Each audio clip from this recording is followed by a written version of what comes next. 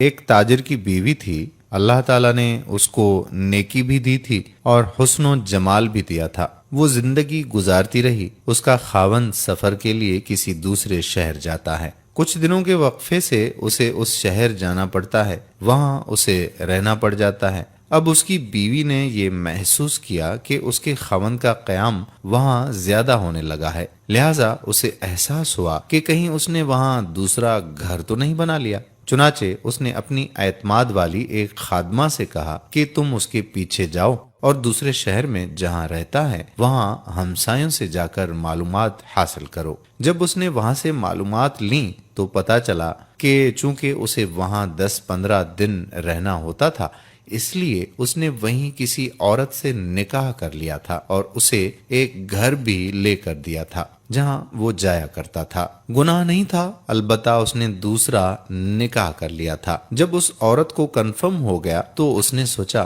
کہ میرے خاوند نے نکاح تو کر لیا ہے، اگر جھگڑا کروں گی تو خاوند کو خامخواہ میرے سامنے شرمندگی ہوگی، یا یہ بھی ہو سکتا ہے کہ میرا خاوند کھلم کھلا کہہ دے کہ میں ادھر بھی وقت دوں گا اور ادھر بھی دوں گا، تو مجھے ایسا کرنے کی کیا ضرورت ہے؟ جو محبت کی مساوات میرے اور میرے خاوند کے درمیان ہے، کیوں نہ میں اسی کو برقرار رکھوں؟ یہ سوچ کر اس نے پردہ رکھنے کا ارادہ کر لیا۔ چنانچہ وہ اپنے خاوند کے ساتھ اسی محبت کے ساتھ رہتی رہی، حالانکہ اسے یقین تھا کہ جب یہ دوسرے شہر میں کاروبار کے لیے جاتا ہے تو وہاں اس کی دوسری بیوی بھی موجود ہے۔ اللہ تعالیٰ کی شان کہ کچھ مہینوں کے بعد خاوند کی وفات ہو گئی۔ جب خاوند کی وفات ہوئی تو اس کا جتنا سرمایہ تھا وہ سارے کا سارا اسی بیوی کے پاس تھا۔ جب اس کی تدفین کا مرحلہ مکمل ہوا اور اس کی وراثت کی تقسیم کا وقت آیا تو اس کی بیوی نے اپنا حصہ بھی الگ کیا اور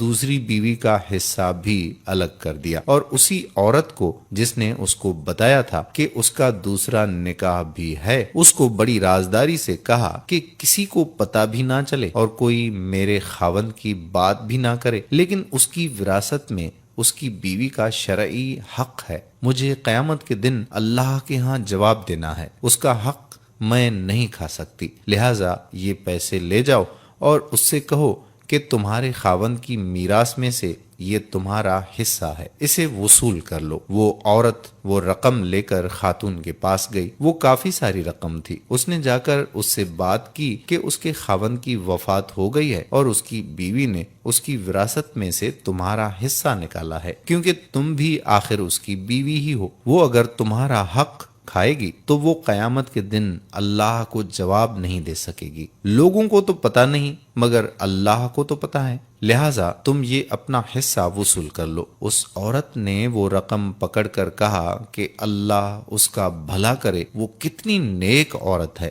وہ کتنی اچھی عورت ہے جس نے میرا خیال رکھا۔ پھر اس نے کہا کہ تم یہ مال میری طرف سے لے جا کر اس عورت کو واپس کر دو، اس لیے کہ اس کے خاوند نے مرنے سے 1 ہفتہ پہلے مجھے طلاق دے دی تھی، اور اس طلاق کا پتہ یا مجھے ہے یا میرے اللہ کو ہے، لہٰذا اس وراثت میں میرا کوئی حصہ نہیں بنتا، یہ اسی کا حصہ ہے، لہٰذا اسے واپس کر دو۔ ایثار اور خدا خوفی کی ایسی مثالیں ضرور شیئر کیا کریں، کیونکہ ہمارے معاشرے میں زمینوں جائیدادوں کے اتنے کیسز ہیں جن کی تعداد اب تک معلوم نہیں ہو سکی۔ ہر شخص بس یہ چاہتا ہے کہ کسی طرح میں اپنے بہن بھائی کے حصے پر قبضہ کر لوں، کسی طرح رجسٹری میں میرے بھائی کا نام نکل جائے۔ افسوس، صد افسوس، پیٹ تو بھر جاتا ہے پر آنکھیں نہیں بھرتی۔